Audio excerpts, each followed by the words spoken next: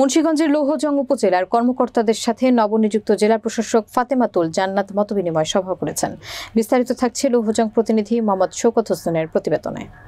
মঙ্গলবার সকালে উপজেলা পরিষদের সভাকক্ষে নির্বাহী কর্মকর্তা মোহাম্মদ জাকির হোসেনের সভাপতিত্বে উপস্থিত ছিলেন উপজেলা প্রাণী সম্পদ কর্মকর্তা ডাক্তার শ্যামল চন্দ্র পোদ্দার, জ্যেষ্ঠ মৎস্য কর্মকর্তা রেজাউল ইসলাম, কৃষি কর্মকর্তা হাসান উদ্দৌলা, উপজেলা প্রকৌশলী সোয়াইব বিন আজাদ, মাধ্যমিক শিক্ষা কর্মকর্তা মাকসুদুর রহমান, প্রাথমিক শিক্ষা কর্মকর্তা আবুল বাশার মোহাম্মদ মহিউদ্দিন, মহিলা ও শিশু বিষয়ক কর্মকর্তা আরাধনা কর্মকার, জনস্বাস্থ্য বিষয়ক কর্মকর্তা কামরুল ইসলাম, পল্লী বিদ্যুৎ সমিতির লৌহজং জোনের ডিজিএম নিশীথ কুমার কর্মকার সহ অনেকে চলমান উন্নয়নমূলক প্রকল্প এবং দাপ্তরিক কার্যক্রমের অগ্রগতি সম্পর্কে বক্তব্য রাখেন।